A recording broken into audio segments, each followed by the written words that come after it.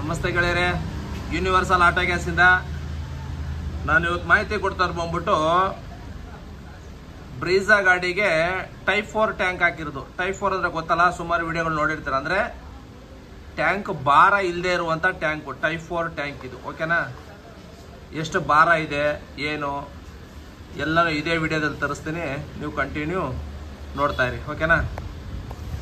ಬಾಪ ಎತ್ಕೊಳಪ್ಪ ಟ್ಯಾಂಕು ಊಟಕ್ಕೆ ಉಪರ ನೋಡಿ ಹುಡುಗ, ನಾವು ದೊಡ್ಡವ್ರೆ ಎತ್ತಕ್ಕಾಗಲ್ಲ ಮೆಟಲ್ ಟ್ಯಾಂಕು. ಇವ್ನ ಹೆಗಲ ಮೇಲೆ ಇಕ್ಕೊಂಡು ಓಡಾಡ್ತಾನೆ. ಹೆಂಗಪ್ಪ ಇದೆ weight? Baahubali 2 first CNG Baahubali 1 ಅಂತ ಮಾಡಿದ್ದೆ, ಕರೆಕ್ಟ್ ಅಲ್ವಾ? ಇವಾಗ ನೋಡಿ ಬಾಹುಬಲಿ 2 ಆದ ಇವನು. ಅಂದ್ರೆ 2ನೇ ಸರಿನೂ ಇವನೇ ಎತ್ಕೊಂಡಿದ್ದಾನೆ ಟ್ಯಾಂಕ್ ನೋಡಿ. ಅಂದ್ರೆ ಬರೀ 28 kg ಟ್ಯಾಂಕ್ ಇದು ವೆಯ್ಟು. ವಜನ್ ಇದೆಯೇನೋ?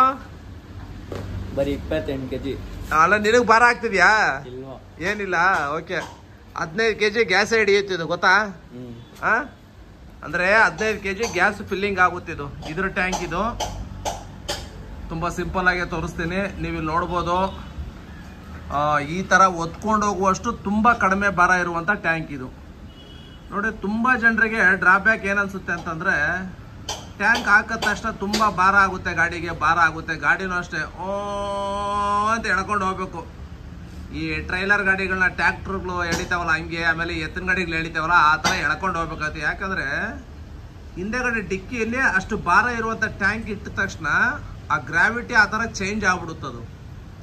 ನೀವು ಅದೇ ಭಾರನ ಮುಂದೆಗಡೆ ಬಾನೆಟ್ಟಲ್ಲೋ ಅಥವಾ ಫ್ರಂಟ್ ಸೀಟಲ್ಲೋ ಇಡಿ, ನಿಮಗೆ ಗಾಡಿ ಭಾರ ಅನ್ಸಲ್ಲ. ಅದೇ ಡಿಕ್ಕಿಯಲ್ಲಿ ಇಟ್ಟಾಗ ಏನಾಗುತ್ತೆ ಅಂದ್ರೆ ಗ್ರಾವಿಟಿ ವೆಯ್ಟ್ ವಜನ್ ಮಲ್ಟಿಪಲ್ ಆಗ್ಬಿಡುತ್ತೆ. ಹಂಗಾಗಿ ಹಿಡಿಸಪ್ಪ ಆರಾಮಾಗಿ. ನೀವು ಇಲ್ಲಿ ನೋಡ್ಬೋದು, ಈ ತರ ಬರುತ್ತೆ ಟ್ಯಾಂಕ್ ವೆಯ್ಟು. ಈ ತರ ಇದೇ ಸೇಮ್ ಕೆಪಾಸಿಟಿ ಕಬ್ಬಿಣ ಟ್ಯಾಂಕ್ ಬಂದ್ಬಿಟ್ಟು 90 kg ಭಾರ ಬರುತ್ತೆ. ಇದು ಬಂದು 28 kg ಬರುತ್ತೆ.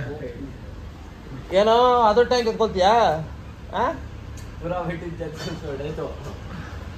ನೋಡಿ, ಆ ಟ್ಯಾಂಕು ಎತ್ಕೊಳ್ತೀಯ ಅಂತಂದ್ರೆ ಅಯ್ಯೋ ಬೇದಿ ಕಿತ್ಕೊಬಿಡುತ್ತೆ ಅಂತ ಅವನೇ. ಯಾರೇ ಪೂರಾ ಬೇದಿ ಹೋಗ್ಯಾತ ಊಟ ಆಯ್ತಾ? ಅಂದ್ರೆ 90 kg ಭಾರ ಇರುತ್ತೆ ಕಬ್ಬಣ, ಅದನ್ನ ಹೊರಕ್ಕೆ ಆಗಲ್ಲ. ಹಂಗಾಗಿ ನೀವು ಅಷ್ಟೇ. ಏನ್ ಗೊತ್ತಾ, ನಾನು ಹೇಳೋದು ಸಿಂಪಲ್ ಕ್ಯಾಲ್ಕುಲೇಷನ್ ಹೇಳ್ತೀನಿ ನೋಡಿ. ಇವತ್ತು ನಿನಗೆ ಒಂದು ಕಂಪ್ನಿ ಫಿಟ್ಟಿಂಗು ಬ್ರೀಜಾ ಗಾಡಿನೇ ಅಂತ ಇಟ್ಕೊಳ್ಳೋಣ. ಕಂಪ್ನಿ ಫಿಟ್ಟಿಂಗಲ್ಲಿ ಬರ್ಬಿಟ್ಟು 12 kg ಟ್ಯಾಂಕ್ ಕೊಡ್ತಾರೆ. ಅಂದರೆ 60 ಲೀಟರ್ ವಾಟರ್ ಕೆಪಾಸಿಟಿ. ನಮ್ಮ ಲೋಕಲ್ ಭಾಷೆಯಲ್ಲಿ 12 kg ಟ್ಯಾಂಕ್ ಅಂತ ಕರಿತೀವಿ. ಆಗ ಟ್ಯಾಂಕ್ಗೆ ಮ್ಯಾಕ್ಸಿಮಮ್ 220-230 ಬಾರ್ ಪ್ರೆಸರ್ ಇದ್ದಾಗ ಬರೀ 9 kg ಫಿಲ್ ಆಗುತ್ತೆ. ಓಕೆನಾ? ಇದು ಸ್ಟ್ಯಾಂಡರ್ಡ್ ಸೈಜು ಕಂಪನಿಯಿಂದ ಕೊಡೋದು. ಆ ಸೈಜ್ ಟ್ಯಾಂಕ್ಗೆ ಕಂಪ್ನಿ ಫಿಟೆಡ್ ಅವ್ರು ಎಷ್ಟು ಚಾರ್ಜ್ ಮಾಡ್ತಾರೆ? 1.5 ಲಕ್ಷ ಚಾರ್ಜ್ ಮಾಡ್ತಾರೆ. ಎಷ್ಟು ಹೇಳಿ? 1.5 ಲಕ್ಷ ಚಾರ್ಜ್ ಮಾಡ್ತಾರೆ ಅಲ್ವಾ?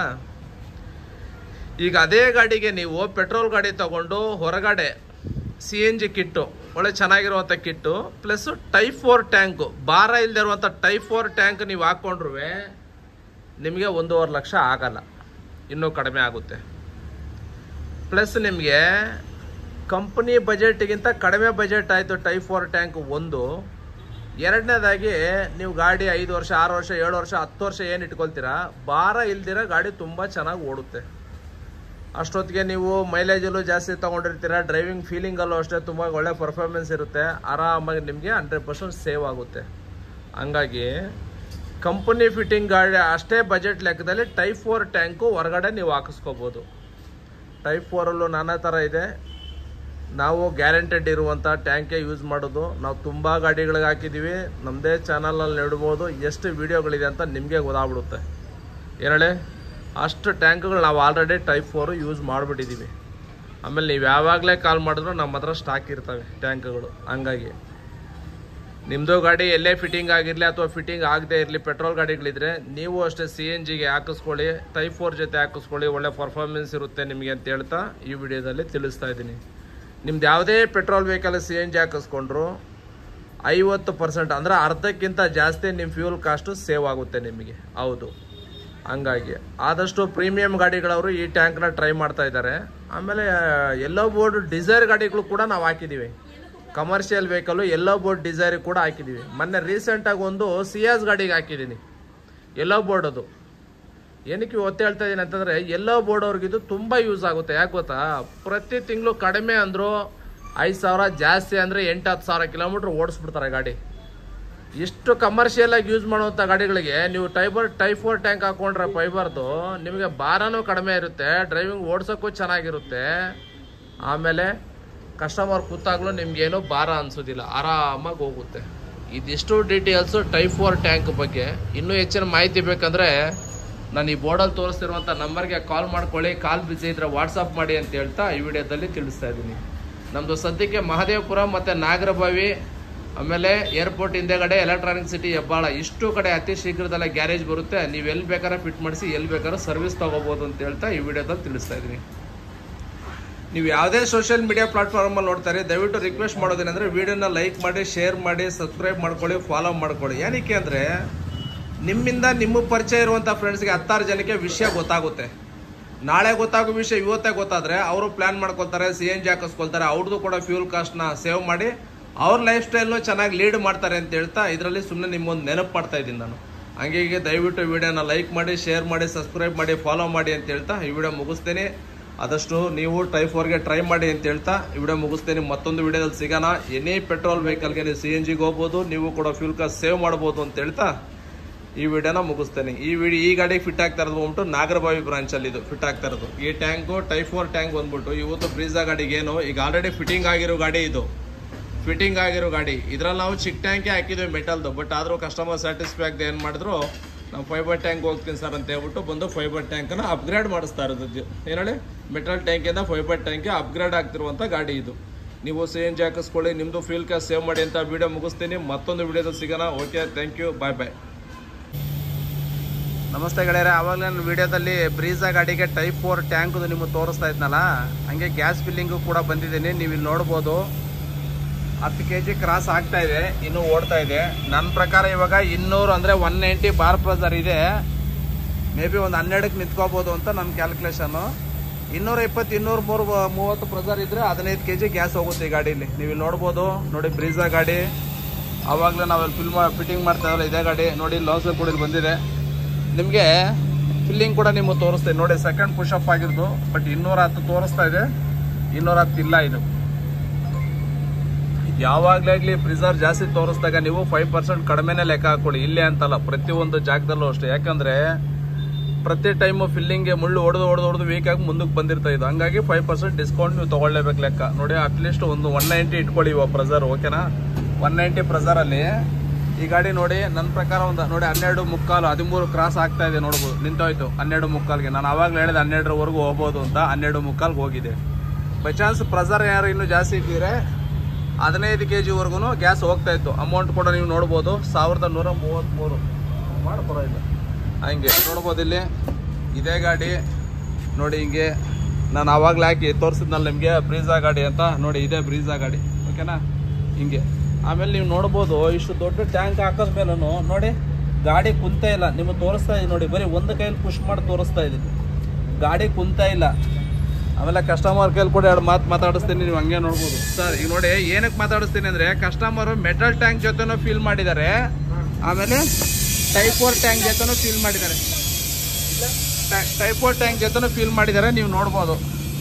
ಸರ್ ಈಗ ಸ್ವಲ್ಪ ದಿನದಿಂದ ನೀವು ಮೆಟಲ್ ಟ್ಯಾಂಕ್ ಹಾಕ್ಸ್ಕೊಂಡು ಹೋಗಿದ್ರಲ್ವಾ, ಇವಾಗ ಮೆಟಲ್ ಟ್ಯಾಂಕು ನಿಮಗೆ ಅಷ್ಟೊಂದು ಫೀಲು ಇದಾಗ್ತಿಲ್ಲ ಅಂತ ಟೈಪ್ 4ಗೆ ಹೋದ್ರಿ, ಅದು ದೊಡ್ಡ ಟ್ಯಾಂಕಿಗೆ ಹೋಗಿದ್ದೀರಾ. ನಿಮ್ಗೆ ಏನು ಬದಲಾವಣೆ ಅನ್ನಿಸ್ತು? ಈಗ ಬರೀ ಒಂದು 5 ಕಿಲೋಮೀಟರ್ ನೀವು ಗಾಡಿ ಓಡಿಸಿ, ಆದರೂ ಏನು ಅನ್ನಿಸ್ತು? ಲೈಟ್ ವೇಟ್ ಅನ್ನಿಸ್ತಿದೆ ಗಾಡಿ. ಆಮೇಲೆ ಏನು ಎಳ್ದಂಗೆ ಫೀಲ್ ಆಗಲ್ಲ, ಆರಾಮಾಗಿ ಸ್ಮೂತಾಗಿ ಮೂವ್ ಆಗ್ತಾ ಇದೆ. ಅದರಲ್ಲಿ ಏನೋ ಒಂಥರ ಸಿಂಗಲ್ ಆಗಿದ್ರು ಒಂಥರ ಏನೋ ಭಾರ ಇದ್ದಂಗೆ ಫೀಲ್ ಆಗೋದು. ಹೌದು, ಅಂದ್ರೆ ಎಳ್ಕೊಂಡು ಹೋಗ್ತಿದೆ ಅನ್ನೋ ಥರ, ಏನೋ ಒಂಥರ ಎಳ್ಕೊಂಡು ಹೋಗ್ತಾ ಇದೆ ಅನ್ನೋ ಫೀಲ್ ಆಗೋದು. ಇದರಲ್ಲಿ ಆರಾಮಾಗಿ ಏನು ಇಲ್ದಂಗೆ ಇಷ್ಟು ದೊಡ್ಡ ಟ್ಯಾಂಕ್ ಹಾಕ್ಸಿದ್ರು ಆರಾಮಾಗಿ ಮೂವ್ ಆಗ್ತಾ ಇದೆ. ಅಂದರೆ ಗೊತ್ತಾಗ್ಬಿಟ್ಟು ನಾನು ಆವಾಗಲೇ ನಿಮಗೆ ಗ್ರಾವಿಟಿ ಬಗ್ಗೆ ಹೇಳಿದೆ, ನೀವು ನೋಡ್ಬೋದು. ಯಾವಾಗ ಈ ಭಾರ ಮಧ್ಯದಲ್ಲಿ ಅಥವಾ ಕೊನೆಯಲ್ಲಿ ಏನು ವ್ಯತ್ಯಾಸ ಅಂದರೆ, ಲಾಸ್ಟ್ ಡಿಕ್ಕಿಗೆ ಹೋದಾಗ ಏನಾಗುತ್ತೆ, ವೇಟ್ ಮಲ್ಟಿಪಲ್ ಥರ ಆಗ್ಬಿಡುತ್ತೆ. ಅದೇ ನೀವು ಮಧ್ಯದಲ್ಲಿ 100 kg ಇರೋ ವ್ಯಕ್ತಿನ ಫ್ರಂಟ್ ಸೀಟಲ್ಲಿ ಕೂರಿಸ್ಕೊಳ್ಳಿ, ಬಟ್ ನಿಮ್ಗೆ ಆರಾಮಾಗಿ ಹೋಗುತ್ತೆ ಗಾಡಿ. ಅದೇ ನೀವು ಡಿಕ್ಕಿಯಲ್ಲಿ ಅದು ಹಿಂದೆಗಡೆ ಸೀಟಲ್ಲಿ ಭಾರ ಏನಾರು ಇಟ್ಟರೆ ಭಾರ ಅನ್ಸ್ಬಿಡುತ್ತೆ, ಯಾಕಂದರೆ ಗ್ರಾವಿಟಿ ಎಳ್ದಂಗೆ ಆಗುತ್ತೆ. ಹಾಗಾಗಿ ಹೌದು. ಬೇರೆ ಇನ್ನೂ ಫಿಟ್ಟಿಂಗ್ ಮಾಡಿಸ್ದವ್ರಿಗೆ, ಆಲ್ರೆಡಿ ಫಿಟ್ಟಿಂಗ್ ಮಾಡೋರಿಗೆ ಟೈಪ್ 4 ಬಗ್ಗೆ ಏನು ಹೇಳ್ತೀರಾ? ಕಣ್ಣು ಮುಚ್ಕೊಂಡು ಮಾಡಿಸ್ಬೋದಣ್ಣ, ಒಳ್ಳೆ ಲಕ್ಸುರಿಯ ಫೀಲ್ ಮಾಡ್ಬೋದು, ಆರಾಮ್ಸೆ ಮಾಡ್ಬೋದು. ಹೌದು, ಯಾವುದೇ ಡೌಟ್ ಇಲ್ದಂಗೆ ಬಂದು ಆರಾಮ್ಸೆ ಹೌದು. ಫಿಟ್ಟಿಂಗ್ ಬಗ್ಗೆ ಎಲ್ಲ ನಿಮ್ಗೆ ಏನು ಅನ್ನಿಸ್ತು? ಕಂಪ್ಲೀಟಾಗಿ ಪಿನ್ ಟು ಪೈಪಿಂಗ್ ಎಲ್ಲ ಎರಡು ಮೂರು ಸಲ ಚೆಕ್ ಮಾಡೇ ಫಿಟ್ಟಿಂಗ್ ಮಾಡ್ತಾರೆ, ಕ್ರಾಸ್ ಚೆಕ್ ಮಾಡಿ ಫಿಟ್ಟಿಂಗ್ ಮಾತ್ರ ಸ್ಯಾಟಿಸ್ಫ್ಯಾಕ್ಷನ್. ಆಮೇಲೆ ನೀವು ಅಬ್ಸರ್ವ್ ಮಾಡ್ಬೋದು, ಮೆಟಲ್ ಟ್ಯಾಂಕ್ ಫಿಟ್ ಮಾಡಿದ್ದೆ ಬೇರೆ ರೀತಿ, ಬಟ್ ಟೈಪ್ 4 ಫಿಟ್ ಮಾಡಿದ್ದೆ ಬೇರೆ ರೀತಿ. ಅಂದರೆ ಫಿಟ್ಟಿಂಗೇ ಡಿಫ್ರೆಂಟ್ ಆಗಿದೆ. ಕರೆಕ್ಟಾ? ಏನಕ್ಕೆ ಅಂದರೆ ಇದೆಲ್ಲ ಸೇಫ್ಟಿ ವೈಸ್. ಅಂದರೆ ನೋಡ್ಬೋದು ಫ್ರೆಂಡ್ಸ್, ನೀವು ನಾನು ಫಿಟ್ಟಿಂಗ್ನ ತೋರಿಸಿಲ್ಲ, ಬಟ್ ಟೈಪ್ 4 ಟ್ಯಾಂಕು ನಮ್ಮ ಇಂಡಿಯಾದಲ್ಲಿ ತುಂಬ ಕಡಿಮೆಗೇನೆ ಲಾಂಚ್ ಮಾಡಿದ್ದಾರೆ. ಇನ್ನೂ ಕಡಿಮೆಗೇನೆ ಲಾಂಚ್ ಆಗಿದ್ದು 3 ತಿಂಗಳಲ್ಲೇ ಸರಿಯಾಗಿ ಫಿಟ್ಟಿಂಗ್ ಮಾಡಿದೆ ಬ್ಲಾಸ್ಟ್ ಆಗೋಯ್ತು. ಹಂಗಾಗಿ made in India type 4 tank ಬರೀ 16 kg ಮ್ಯಾನುಫ್ಯಾಕ್ಚರ್ ಆಗಿರೋ ಟ್ಯಾಂಕ್ನ ಫೇಲ್ ಆಗ್ಬಿಡ್ತು. ಹಂಗಾಗಿ ಇಡೀ ಇಂಡಿಯಾದಲ್ಲಿ ಎಲ್ಲ ಟ್ಯಾಂಕ್ಗಳು ವಾಪಸ್ ತೊಗೊಬಿಟ್ರು. ಏನಕ್ಕೆ ಅಂದರೆ ಫಿಟ್ಟಿಂಗ್ ಪ್ರಾಬ್ಲಮ್ ಆಗಿ. ಹಂಗಾಗಿ ಬಟ್ ಏನು ಅಂದರೆ ಟೈಪ್ 4 ನಮ್ಮ ಹತ್ರನೂ ಸಿಗುತ್ತೆ, ನಾವು ಮಾಡಿಬಿಡ್ತೀವಿ. ನೆವರ್ ಅದನ್ನು ಫಿಟ್ಟಿಂಗ್ ಮಾಡೋ ರೀತಿ ಇದೆ. ಹಂಗೆ ಮಾಡಿದ್ರೆ ಮಾತ್ರನೇ ಅದು ಎಲ್ಲ ಥರದಲ್ಲೂ ಚೆನ್ನಾಗಿ ಓಡೋದು. ಹಂಗಾಗಿ ನಿಮ್ಮದು ಯಾವುದೇ ಪೆಟ್ರೋಲ್ ಗಾಡಿ ಇರಲಿ, CNG ಗಾಡಿ ಇರಲಿ, ಕಂಪ್ನಿ ಫಿಟ್ಟಿಂಗ್ ಗಾಡಿ ಇದ್ದರೂ ಅಷ್ಟೇ, ನಿಮಗೆ ಟೈಪ್ 4 ಟ್ಯಾಂಕ್ ಬೇಕು ಅಂದರೆ ನೀವು ಕೂಡ ಚೇಂಜ್ ಮಾಡ್ಬೋದು. ನಾನು ಮಾಡ್ಕೊಡ್ತೀನಿ ಅಂತ ಹೇಳ್ತಾ ಈ ವಿಡಿಯೋದಲ್ಲಿ ಮುಗಿಸ್ತೀನಿ. ಮತ್ತೊಂದು ವಿಡಿಯೋದಲ್ಲಿ ಸಿಗೋಣ. Okay, thank you for watching. ಬಾಯ್.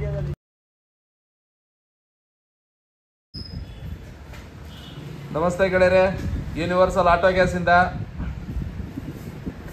ನಾನಿವತ್ತು ಮಾಹಿತಿ ಕೊಡ್ತಾ ಇರೋದು ಬಂದ್ಬಿಟ್ಟು ಸೀಸನು, ಎಲ್ಲ ಬೋರ್ಡ್ ಸೀಸನ್ ಟೈಪ್ 4 ಸೀಸನ್ ನಡೀತಾ ಇದೆ, ಅದರ ವಿಡಿಯೋ. ಯಾಕಂದರೆ ಸಿಯಾಜ್ಗೂ ಸಿಕ್ಕಾಬಿಟ್ಟು ಅಪ್ಲೋಡ್ ಮಾಡಿಬಿಟ್ಟಿದ್ದೀನಿ ಇತ್ತೀಚೆಗೆ. ಬಟ್ ಇವತ್ತು ಆಗ್ತಾ ಇರೋದು ಇನ್ನೊಂದು ಗಾಡಿ ಏನು ಅಂತಂದರೆ, ಅದಾಕಿ ಸ್ವಲ್ಪ ದಿನಕ್ಕೇನೆ ಇನ್ನೊಂದು ಟೈಪ್ 4 ಟ್ಯಾಂಕನ್ನ ಮತ್ತೆ ಎಲ್ಲೋ ಬೋರ್ಡರ್ ಹಾಕ್ಸಿದ್ರು ಅನ್ನೋದ್ರ ಬಗ್ಗೆ ಮಾಹಿತಿ ಕೊಡೋಣ ಅಂತ ಆಗ್ತಾ ಇರೋದು. ಇದರಿಂದ ಏನು ನಾನು ಹೇಳೋಕ್ಕೆ ಬಯಸ್ತಾ ಇದ್ದೀನಿ ಅಂತಂದರೆ, ಟೈಪ್ 4 ಹಾಕಿದ ತಕ್ಷಣ ನಮಗೇನೋ ಅಮೌಂಟ್ ಡಬಲ್ ಸಿಗ್ಬಿಡುತ್ತೆ ಅಂತಲ್ಲ. ಇದು ಸ್ಪಷ್ಟವಾಗಿ ನಿಮ್ಗೆ ವಿವರಣೆ ಮಾಡ್ತೀನಿ, ನೋಡಿ ತಿಳ್ಕೊಳ್ಳಿ. ಸಿಯಾಸ್ ಗಾಡಿ ಬಂದ್ಬಿಟ್ಟು ಡಿಕ್ಕಿ ಸ್ವಲ್ಪ ಹಿಂದೆ ಇರೋದ್ರಿಂದ, ಮಾರುತಿಯಲ್ಲಿ ಪ್ರೀಮಿಯಂ ವೆಹಿಕಲ್ ಅಂತ ಸೆಗ್ಮೆಂಟಲ್ಲಿ ಬಿಟ್ಟಿರೋದ್ರಿಂದ ಹಿಂದೆಗಡೆ ಸ್ಪ್ರಿಂಗ್ ಏನಿದೆ ತುಂಬ ಸಾಫ್ಟ್ ಕೊಟ್ಟಿರ್ತಾನೆ. ಪ್ಲಸ್ ಡಿಕ್ಕಿ ಬಂದ್ಬಿಟ್ಟು ಉದ್ದ ಇರೋದ್ರಿಂದ ಏನಾಗುತ್ತೆ,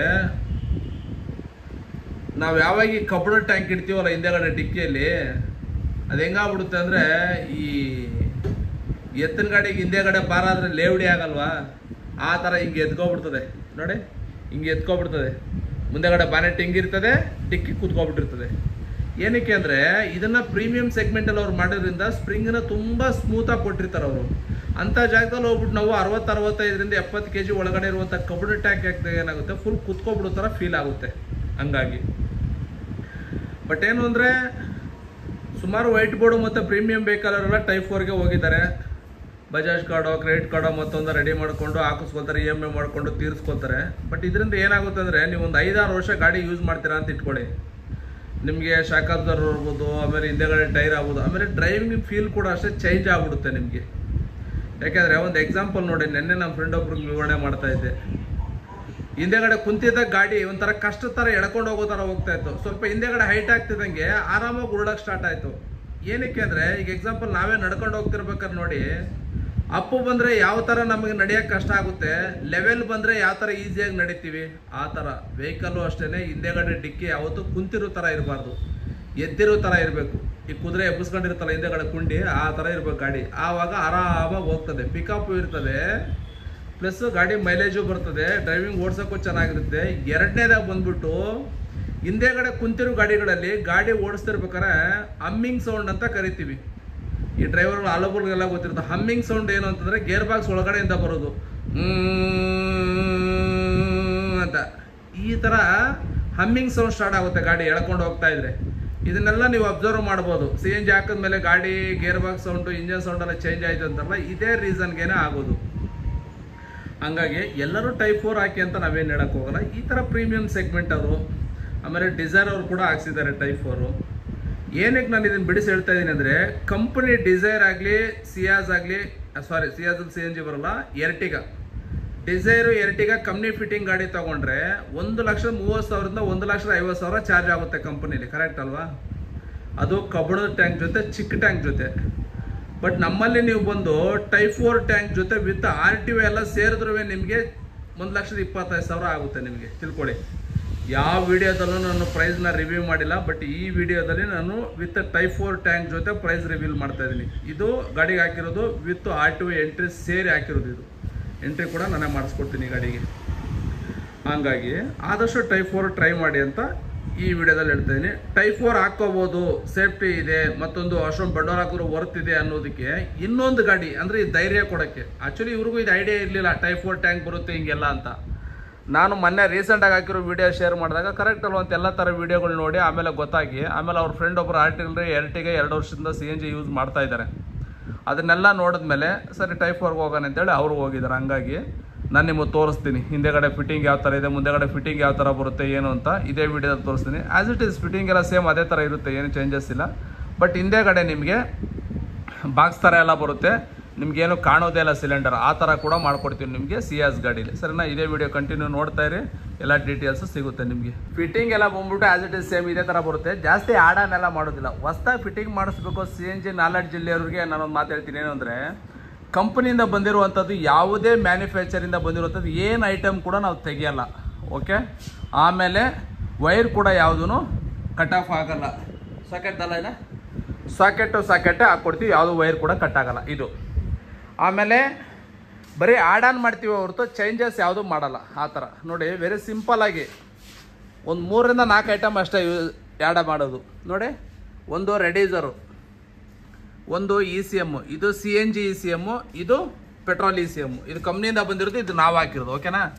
ಆಮೇಲೆ ಫಿಲ್ಟರು, ಇದು 10,000 ಒಂದ್ಸರಿ ಚೇಂಜ್ ಮಾಡಿಸ್ಕೊಳ್ಳಿ ಅಂತ ನಾವು ಹೇಳ್ತೀವಿ. ಸ್ವಲ್ಪ ಆ ಕಡೆ ಈ ಕಡೆ ಮಾಡಿಸ್ಕೊಂಡ್ರೆ ಏನೂ ತೊಂದರೆ ಇಲ್ಲ. ಆಮೇಲೆ ಇಂಜೆಕ್ಟರ್ಸ್ ಈ ಒಳಗಡೆ ಇಲ್ಲಿದೆ ನೋಡಿ, ಬ್ಲಾಕ್ ಕಲರ್ ಇಲ್ಲಿದೆ ನೋಡಿ, ಸರಿಯಾಗಿ ಕ್ಲಿಯರಾಗಿ ಕಾಣಲ್ಲ ಯಾಕಂದರೆ ಏರ್ ಫಿಲ್ಟರ್ ಅಡ್ಡ ಇರೋದ್ರಿಂದ.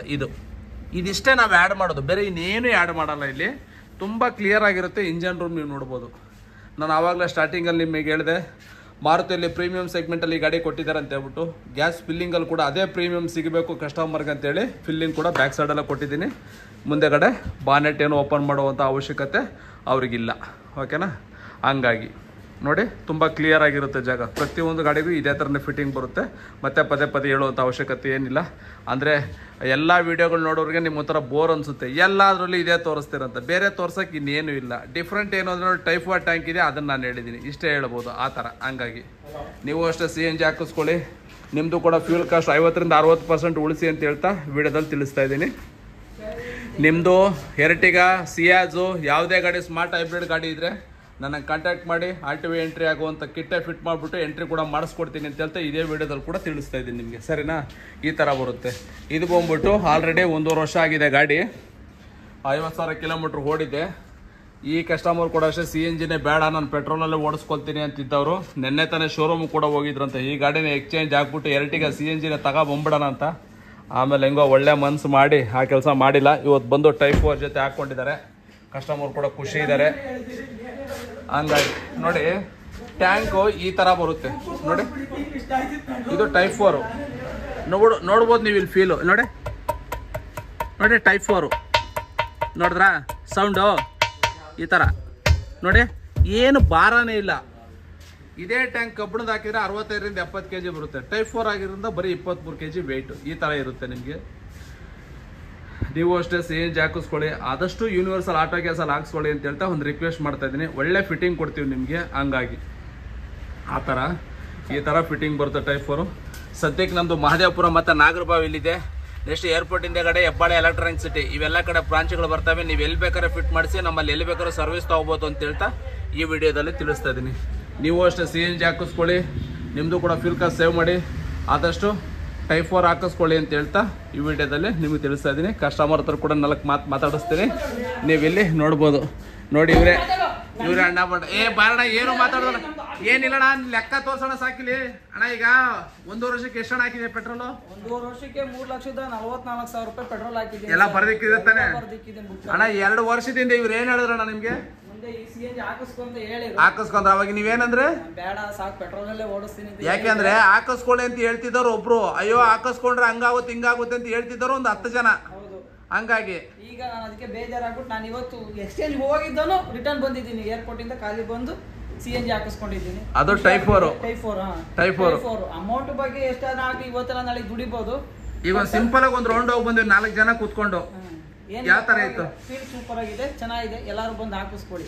ಹೌದು ನೋಡಿ, ಏನಂದ್ರೆ ಸಿಂಪಲ್ ಆಗಿ ಒಂದು ರೌಂಡ್ ಹೋಗಿ ಬಂದು ಅಷ್ಟರಲ್ಲೇ ಫೀಲ್ ಚೆನ್ನಾಗಿದೆ ಅಂತ ನೀವು ಅನ್ಕೋಬಹುದು. ಬರೀ ಅಷ್ಟು ಹೋಗಿ ಬಂದ್ರೆ ಗೊತ್ತಾಗುತ್ತಂತ.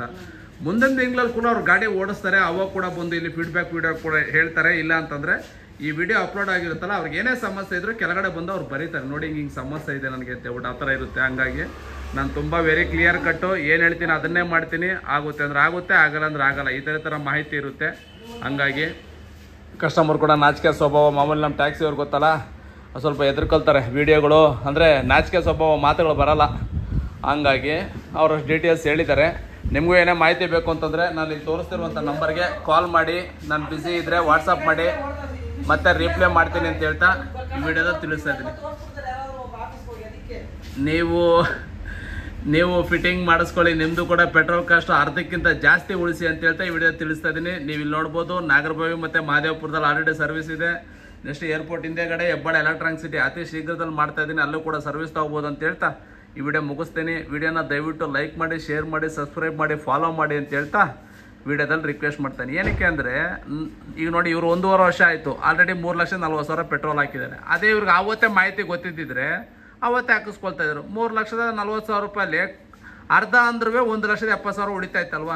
ಹಂಗಾಗಿ ಎಲ್ಲರಿಗೂ ಆದಷ್ಟು ವಿಷಯ ಗೊತ್ತಾಗಲಿ ಅಂತ ಅಷ್ಟೇ, ಬೇರೆ ಇನ್ನೇನಿಲ್ಲ. ದಯವಿಟ್ಟು ವಿಡಿಯೋನ ಲೈಕ್ ಮಾಡಿ, ಶೇರ್ ಮಾಡಿ, ಸಬ್ಸ್ಕ್ರೈಬ್ ಮಾಡ್ಕೊಳ್ಳಿ ಅಂತ ಹೇಳ್ತಾ ವಿಡಿಯೋ ಮುಗಿಸ್ತೀನಿ. ಮತ್ತೊಂದು ವಿಡಿಯೋದಲ್ಲಿ ಸಿಗೋಣ. Okay, thank you, bye bye. Thank you for watching.